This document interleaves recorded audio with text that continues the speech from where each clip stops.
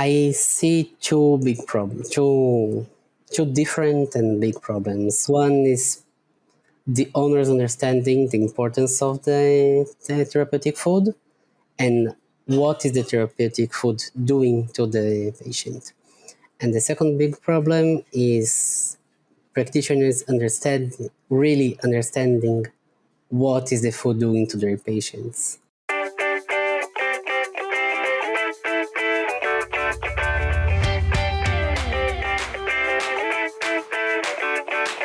Hello and welcome to the Pet Food Science Podcast brought to you by Wisenetics. I am Jan Sugodolski and I'm dedicated to bringing you the latest insights and discussions in the pet food science industry. So get ready to expand your knowledge and stay ahead with today's episodes. And today is my big honor to welcome Dr. Yon Raileanu from Israel. Hello, Ron. Hello, Jan. It's my great pleasure to visit. So, Dr. Can I say Yon? Yes, it's okay. Okay, perfect. So Yon is a veterinarian in Israel, and he has a strong interest in nutrition. And today we're going to find, I think, a very interesting episode about what are the challenges that really faces to establish nutrition programs, especially clinical nutrition, in some countries, right? So, Yon, you are the first veterinarian, I believe, that kind of has a strong interest in clinical nutrition. Yes, I can say something like that.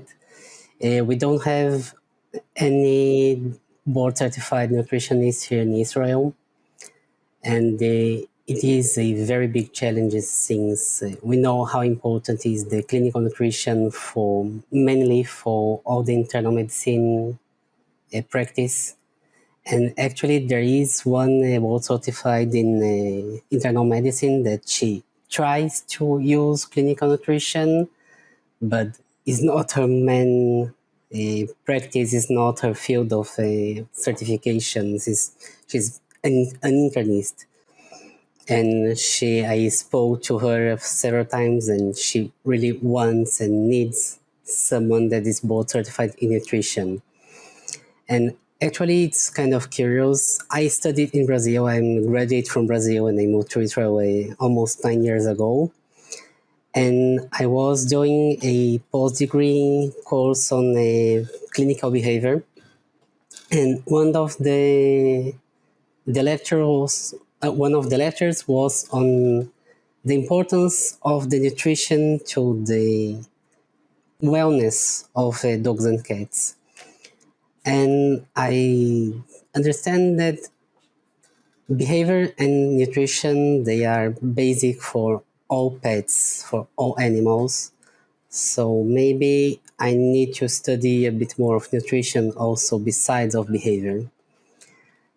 And I started to study more and more, and in certain time I said, okay, behavior is very interesting and I really like it, but maybe nutrition is more interesting because, I eat every day and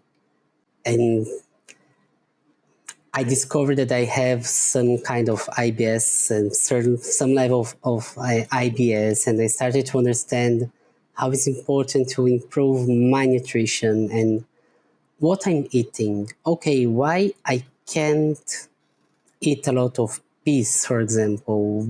What it will cause to me is that I need to avoid peas, or why the apple is better than the pear or bananas or papaya. And I started to research for more information. What, why, how?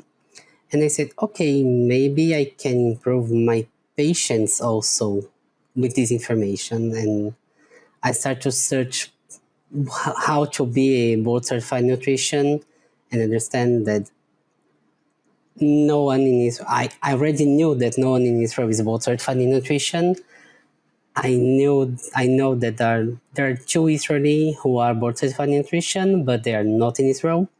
One is in USA and the other one is in Canada, and they are more on academic and research. So they can't really practice in here also because of the distance. And I start to contact some board certified from the ACVIM, and I understand that The only option for me through the ICVIM is to move to USA for some years. This is hard with the family, and so it cannot be a possibility. They have an alternative track, but the requirements are very strict, and it can be very hard to approve the program. And then I found the ECVCN, The European yes, the Society of European Veterinary Clinical. College and Society, and I found that their alternative program is more flexible and maybe easier to be accepted. It's not easy at all, but easier than the ECVIM for sure. And I made contact with some of their diplomates. I went to their residence class 2 years ago and last year. I was in the Congress last year and this year I present one abstract that is what are the challenges and how clinical nutrition, how veterinary nutrition is emerging in here.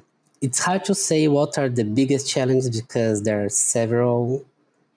I'm sure that the main challenge is that since I'm not board certified, since I don't have any official certification, it reduces my authority voice in front of colleagues. They know that I'm not board certified.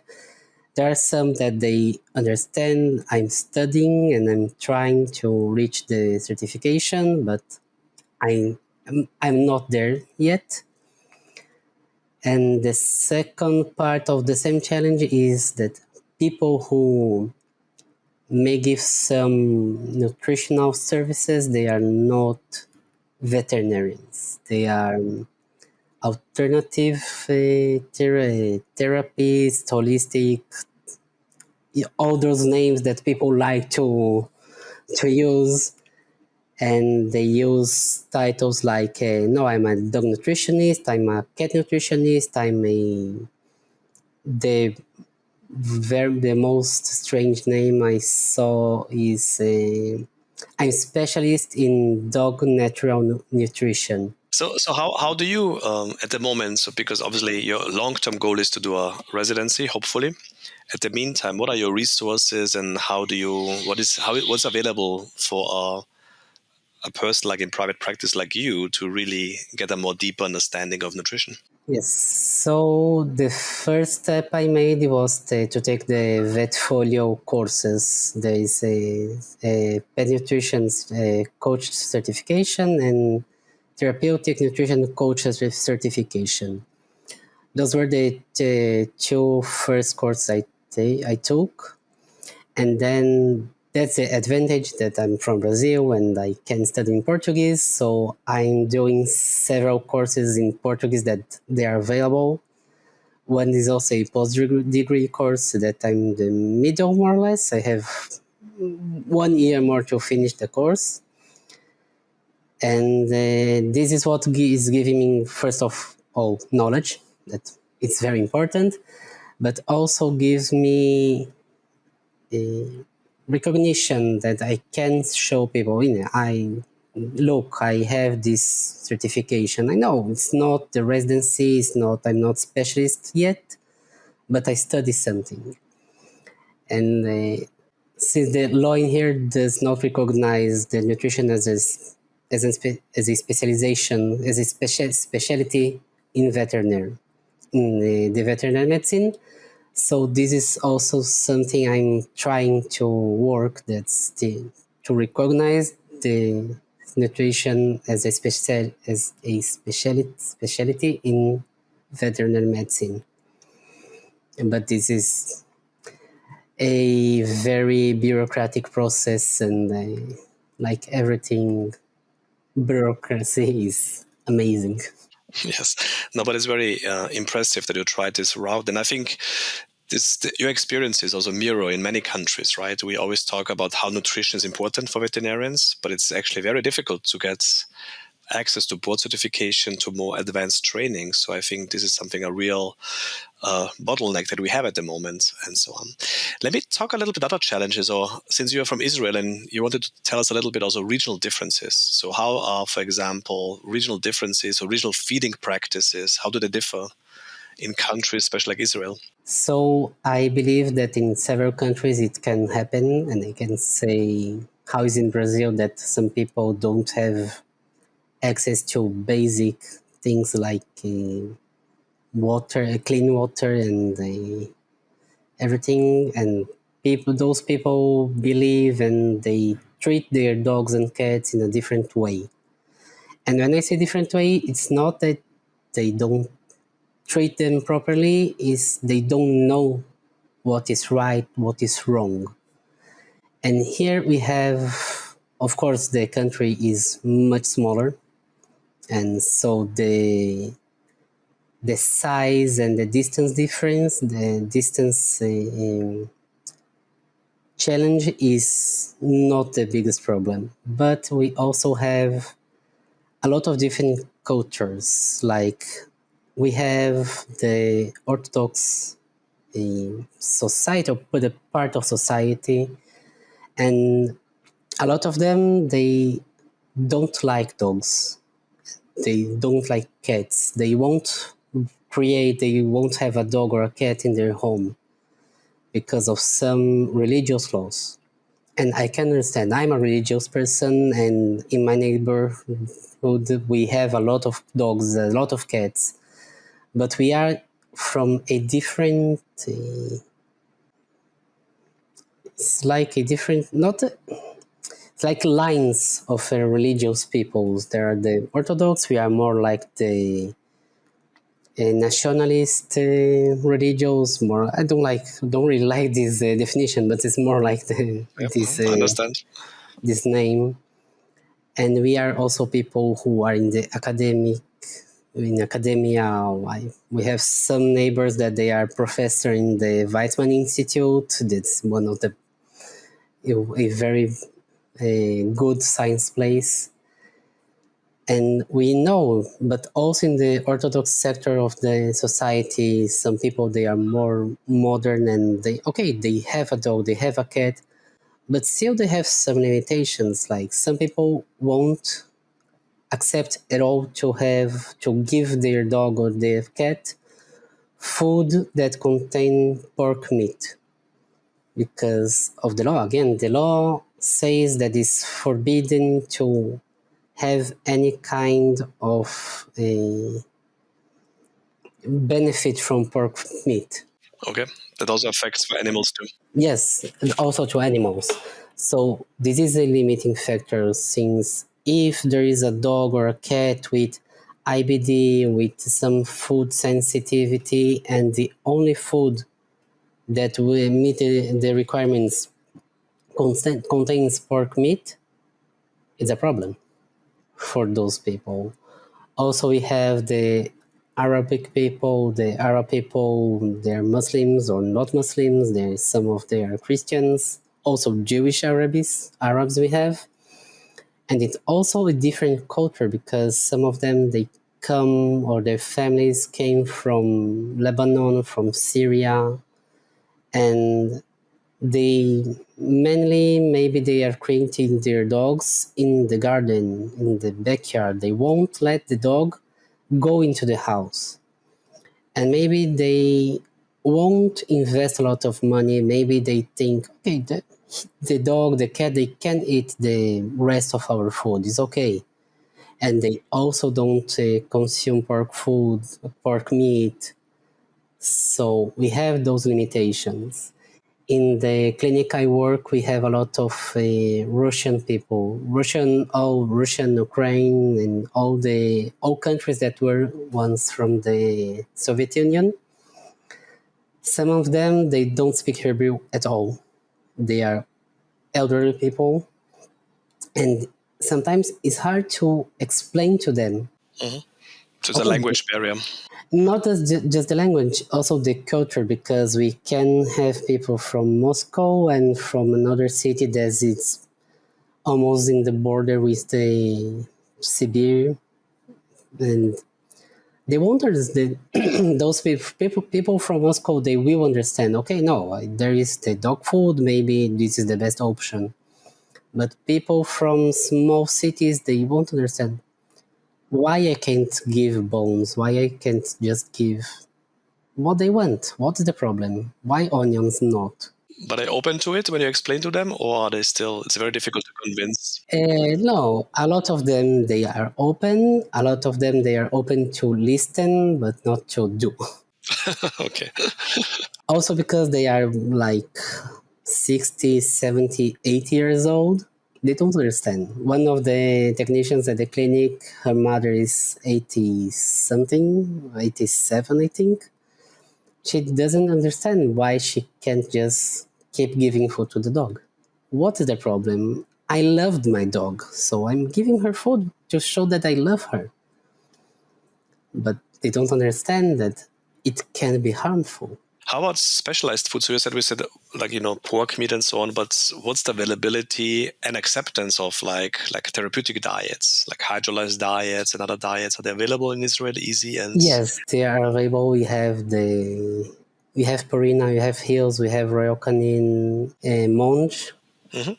I think those the four brands, the four big brands we have in here that you can remember. We have a lot of brands, a lot of food brands, and this is also a big challenge. But in terms of therapeutic diets, I believe that in general people they do accept it, but there is also some kind of questioning why I can't give and other foods, why I can't give treats, what is the problem.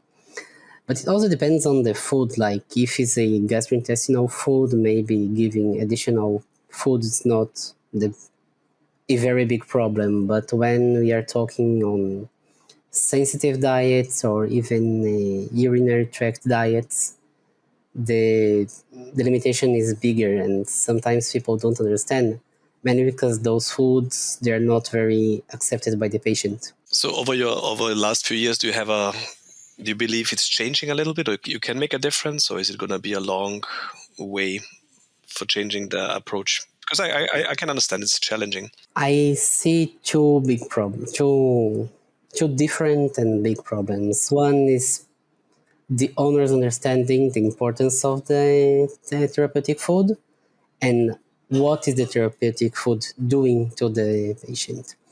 And the second big problem is practitioners really understanding what is the food doing to their patients.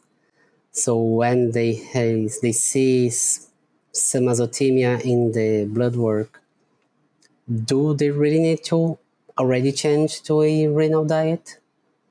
And does it need to be the most restricted protein diet? If yes, why? Or okay, you are trying to diagnose atopic dermatitis or food sensitive. Why do you have to do it and how you do it? Are you really doing? I like the last guidelines on dermatologic disease from 2 years ago, I believe, from AVMA or AAJ. I never remember from where the guidelines are. And they explain they have this conceptual map that you have the challenge is at least 8 weeks and it can last even 6 months. But I can't really say to a client, no, we are now trying something for 6 months. They won't accept it.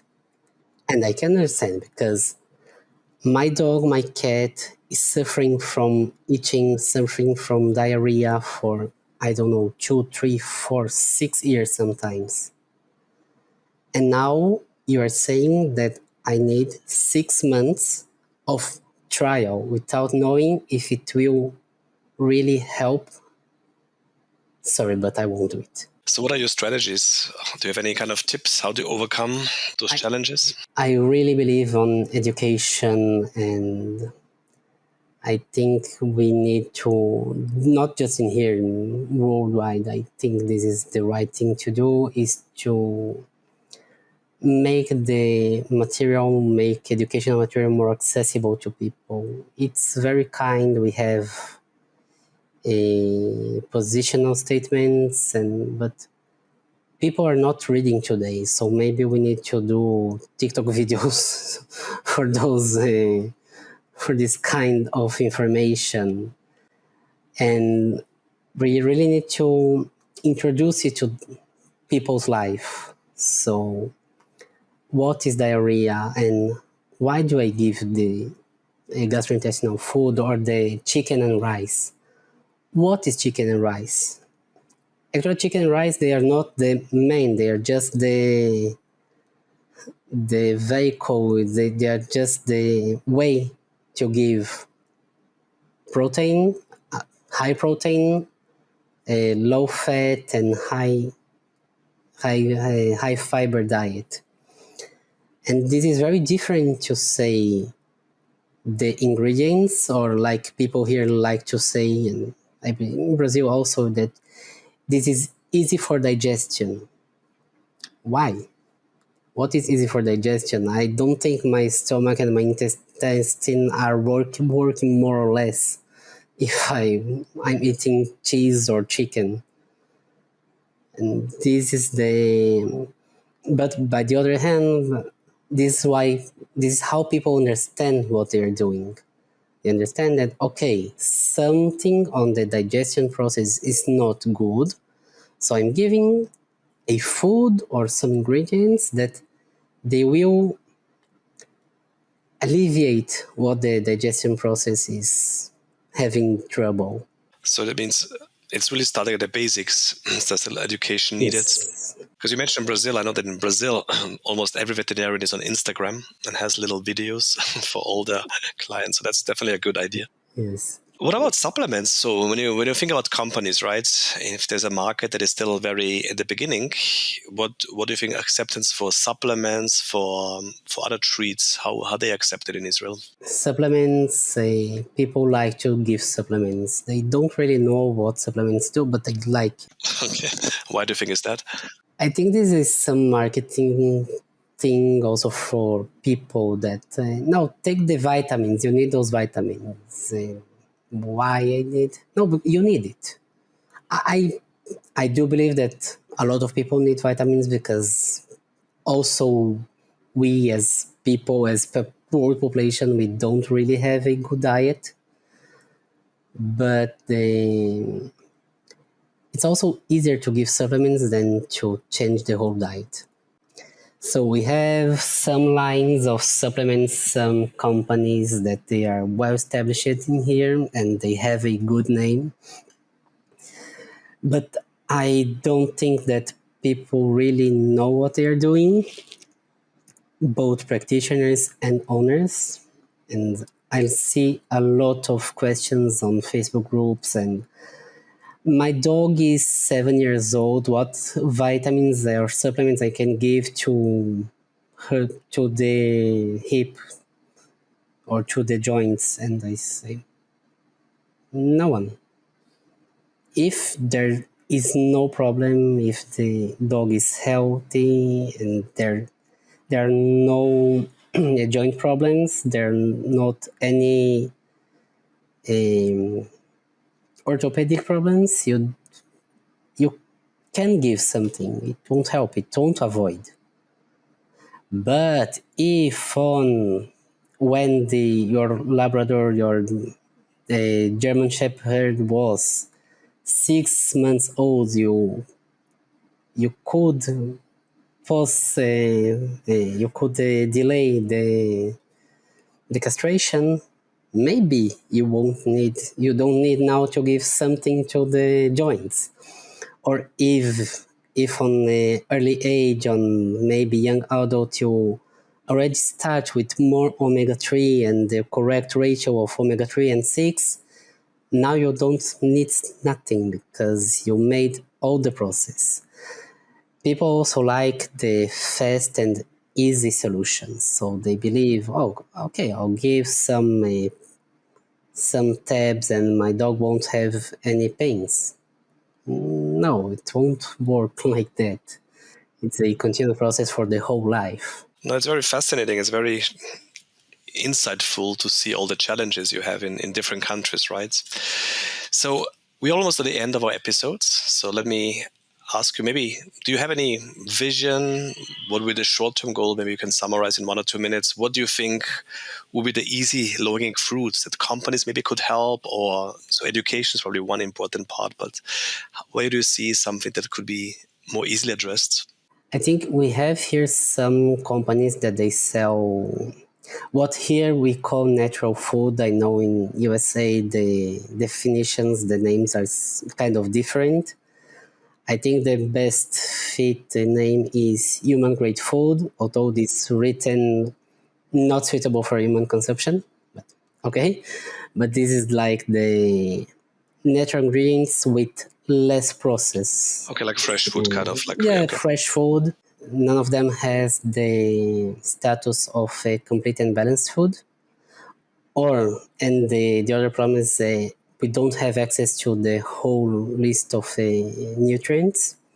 My dog does receive one of those foods, but I give supplements. But But I owners, know more or less how to calculate it. yeah, but owners like this kind of food. That's kind of a, you think A in. lot of owners do like, and the challenge is to reach the companies and to receive more information so I can explain and I can orient people how to properly give those food with the correct supplementation.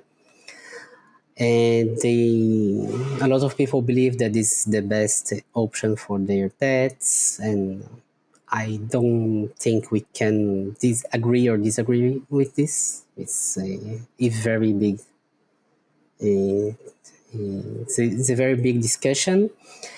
I think the easier way to reach the both practitioners and owners is to really gain some authority voice to say, okay, I know what I'm doing, and I'm really trying as someone in the ECVCN to be my supervisor for the residency or something I can do locally, and really to expand the educational process to make more material accessible, because all material is in English, so I'm also translating some material to Hebrew. I'm trying to find someone to translate into Arabic also, because we have some an important percentage of the population that they are Arabic speakers, and I believe that it's very important to reach them too. No, that's wonderful. That's very insightful. I think it's really opens eyes how challenging it is in some countries to really induce nutrition to the clients and also veterinarians. It's time for our famous three. For more than 20 years, BioOrigin manufactures high-quality yeast-based ingredients through a sustainable biotechnological process, guaranteeing full traceability from the crop to the bowl. Through specialization in the fermentation process, BioOrigin brings the right solution for specific nutritional, palatability, and health appeals, such as gut health, immune system, skin health, weight control, and more. BioOrigin's products are natural origin, non-GMO, and certified sustainable by Bonsucro. BioOrigin is your partner for high-quality, yeast-based ingredients to add value to pet foods worldwide. Learn more at bioorigin.net. So let me ask you, because we're on the end of episodes, usually we like to ask a little bit of a completely different question. Outside veterinary medicine, what is a book that you really like that you would recommend? I read it not a long time ago. It's The Forever Dog from Karen Becker and okay, I forgot his name. It's okay. Why do I you like it? think I like this book because it's a book from all sides. It's a book from the side of the Rodney Habib. He's an owner.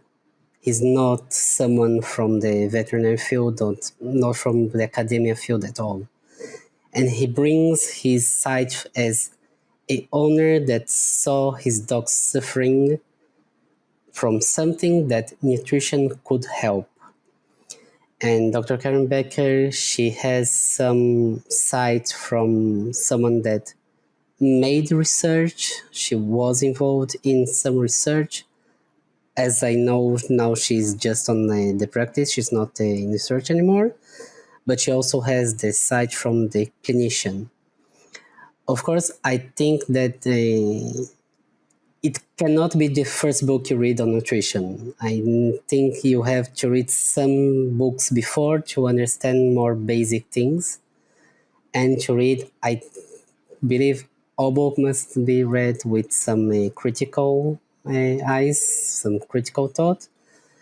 But the Forever Dog is really some book that brings a lot of information. You can take it as the true, that the, as we say in Hebrew, it's not the Bible Moses received from God, but it has a lot of important information, and also the last part of the book, they bring some orientation, and this is what people want, orientation. This is what people look for, orientation.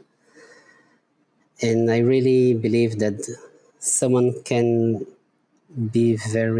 someone can enrich their knowledge reading this book. Great, wonderful. So thank you so much, Dr. Yon Raileanu. I really hope that one day you're going to join us again, maybe as a nutritionist, a board-certified nutritionist in the future. Yes. So that's very insightful. So I really enjoyed these episodes. So with this concludes another episode of the Pet Food Science Podcast, brought to you by Wisenetics. Thank you for joining us today. Don't forget to subscribe to our podcast to stay updated on future episodes.